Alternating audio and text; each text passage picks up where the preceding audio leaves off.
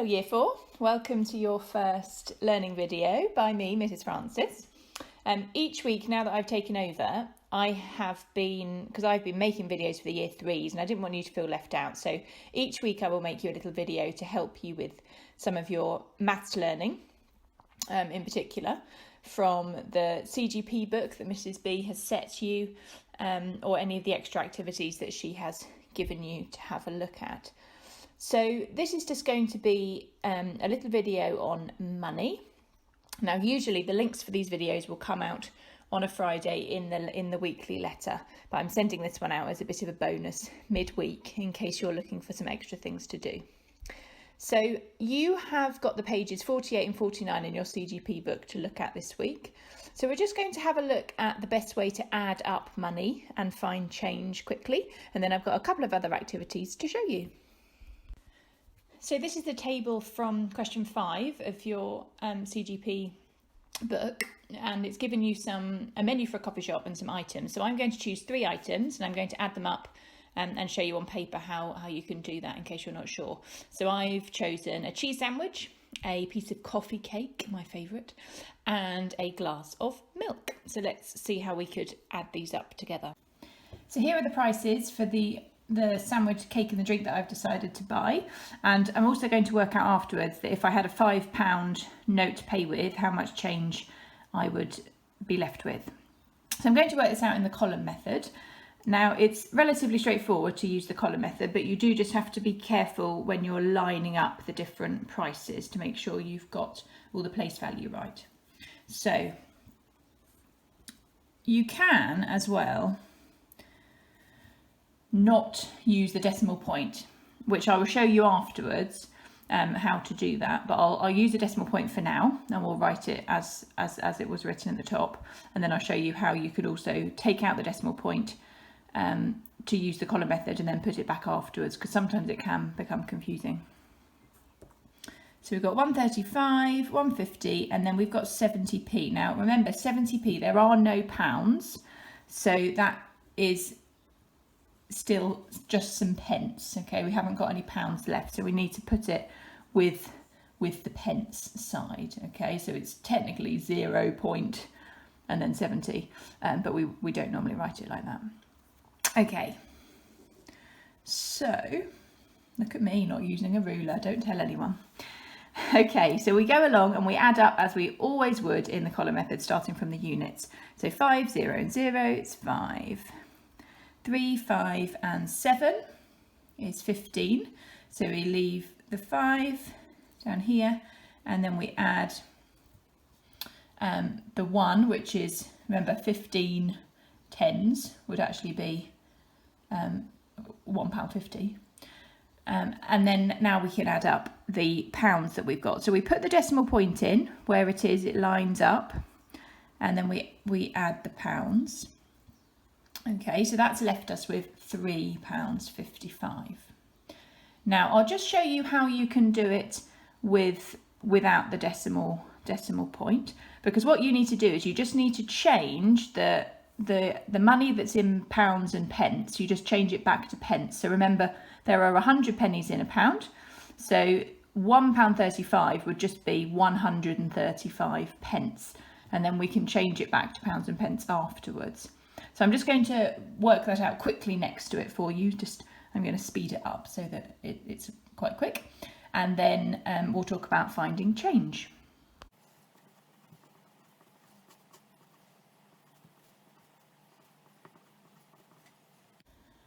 Okay, so when you're finding change, you're often given a very round amount, so £10 or £5, £2.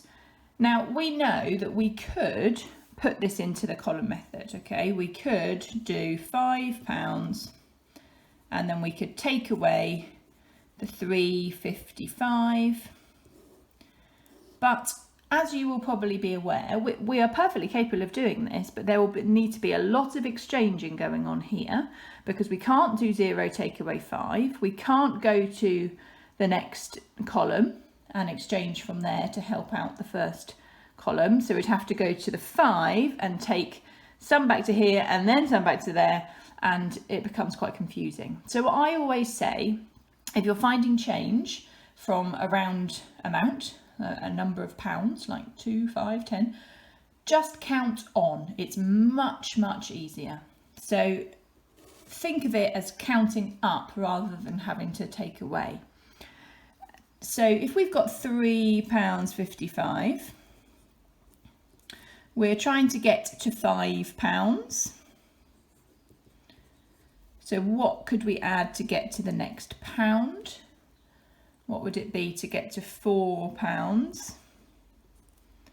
And then what would it be to get to £5? So how many pence would it be? So it's like a number bond to 100. What do you add to 55? Remember, if you've got units, you make the tens up to 9, and then the units will be made up to 10, the final 10. So we've got 45p, and then of course we've got a pound here. So the change is £1, £1.45. So it's actually much easier counting up. So I often suggest counting up. I know that you would be capable of working it out like this, but it does cause a lot of crossing out and exchanging, which can become confusing. And sometimes it's easier just to count on. You don't have to do it as a number line. You can probably do that in your head as well. Right, let's have another look at another activity. I hope that helps when you're working out the questions on your pages 48 and 49. And we will have a look at a couple more things before we finish that might give you some other ideas to be getting on with this week. Okay, so this is one of the Enrich activities which Mrs. B put in the extension column, and I really recommend you have a go at those. And this one is a really nice problem to work through. So it says Amy went into her local stationery shop. Her mum had given her £2.50 to spend. Amy liked the look of some luminous pens, which cost 15p each, and some fancy pencils, which cost 10p each. She bought 4 times as many pens as pencils and was given 40p change. How many of each did she buy? Now, I'm not going to work this out to give you the answer, but I'm going to show you how you would make a start, and then I would love to know what you find out, and you can send me an email with the answers. So this is how I would start to work out this problem. We know that she has £2.50. We know that pens are 15p and pencils are 10p each. Now, what's really important here is that we know, we've been told that she was given 40p change. So that cuts down straight away what the options could be. Okay, so 40p change. So she's left, with 40p change. So let's work out first of all how much she must have spent. So if she was given £2.50 and she had 40p left at the end, how much did she spend? Pause the video if you want some time to think. So she spent £2.10. Okay, now we're told that she bought 4 times as many pens as pencils. Okay, 4 times as many pens as pencils. So that means that if she bought 1 pencil, she must have bought 4 pens. And if she bought 2 pencils, 4 times as many pens would be 8 pens. And so it would continue. Now you need to work out different options. You can keep going as far as you think you need to go, and work out that if pens were 15p, so for this first one, 1 pencil, so that would be 10p, and 4 pens at 15p each, that's 60p, so that would be 70p altogether for that top option, and she spent £2.10, so that's definitely not enough. But go down and keep making different possibilities and work out what they could be. Just remember that it's 4 times as many pens as pencils. And add up the total each time and see if you can reach £2.10. I look forward to hearing what the solution is, and you can email me with the answer. Right, let's have a look at another problem. Okay, so this is an online game on Top Marks, and I'll put the link for this underneath the YouTube video in the description box, so you can have a go at it. So there's some different problems on here, and I will give you a couple of extra ones in a minute for you to work out. So it says, hi, could you buy 3 cans of soda for me? Buy whatever works out the cheapest. Thanks for your help, Sam. So he wants 3 cans of soda, but he wants the cheapest option. So if we have a look in the drinks section, so here you can see you can buy a single can of soda for 22 pence, or you can buy a pack of 3 cans of soda for 63 pence. So you need to work out what's the cheapest option. He wants 3, but it might not necessarily be cheaper to buy a pack of 3. You need to work out what the cheapest option is. So have a little think. I will go through the answer in a moment. So what I'd really like you to do is think about what the answer is and pause the video if you need some time to think it over or talk it through with someone, and then play the video and I'll show you what the answer is. Okay, so he wants 3 cans of soda, but he wants the cheapest option.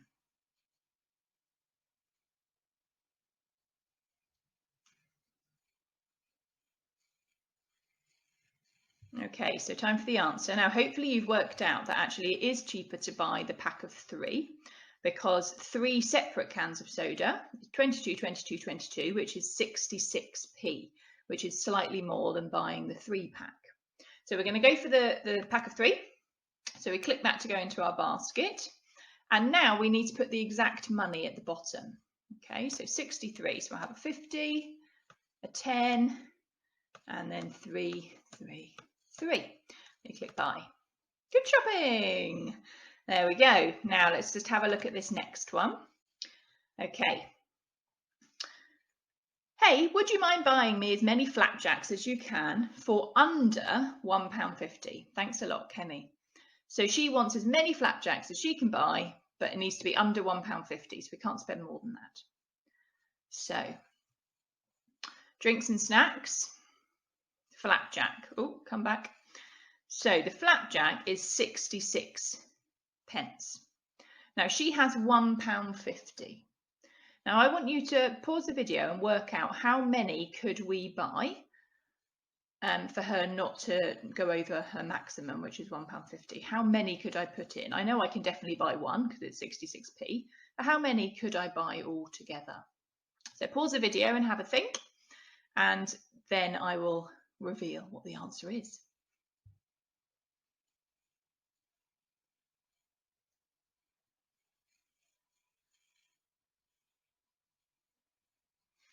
Okay, time for the answer. So make sure you pause if you want some more time. So 66p. Now, if I put another one in, okay, we've got 66 and 66. So 60 and 60 is £1.20, 6 and 6, 12. So £1.32 we've got there so far. Now, she can only spend, she has to spend less than £1.50. And so we can't afford to buy any more flapjacks, because 3 flapjacks would be over £1.80, and that would be too much. So the answer is just 2. So let's pop the money in. £1, 20, 30, 2. Very good. Okay, now the next bit that comes up, it asks you to put in choose some different items. We've got fruit, we've got bread, and we've got the drinks and snacks. It asks you to choose your own basket of 3 items and then work out the exact money and pop it at the bottom. Now what I've done is I've actually prepared 2 of these for you to work out, and so I'll show you those now, but you can always go on to the game yourself as well. So let's have a look at the answers. Let's have a look at the baskets that I've created. So here's the first problem for you.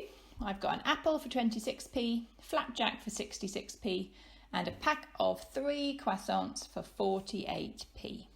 So I'd like you to work out the total amount, and pause the video to work it out. You might be able to do it in your head or using the column method. And then once you're ready, if you play the video, and then I will reveal the answer.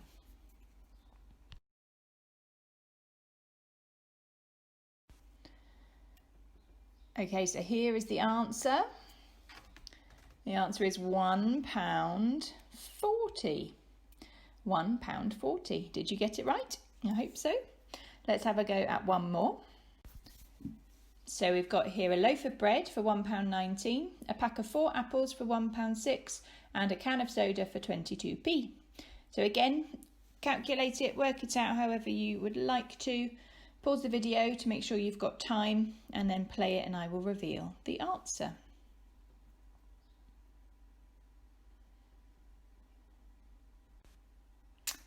And the answer is £2.47. Did you get that one right? That one's a little trickier to add up because you've had pounds and pence there to play with. So I hope you did that one correctly as well. Right, now there's just one more thing I'm going to show you. It is a chili challenge that I'm hoping you'll be able to email me with the answer. Let's have a look at that now. Here's your hot chili challenge. So I'm going to read this out to you, and then you can pause for as long as you like and work it out. I'm not going to reveal an answer on the video, but I'd like you to email me if you manage to work it out. So the hot chili challenge: add to your money fact file for this week and email me with your answers. Use each answer to help you with the next. So do it in succession. Number 1, how many pence in a pound? Number 2, how many pence in £10? Number 3, how many in £100? Number 4, how many pence in £1,000? And number 5, how many pence in £5,000? So good luck with that chili challenge. As I said, you can email me with the answers and I'll let you know if you are correct. I hope those money activities were helpful to you, and I will see you for the following week with your video for the next week's learning. Thank you for listening. Bye.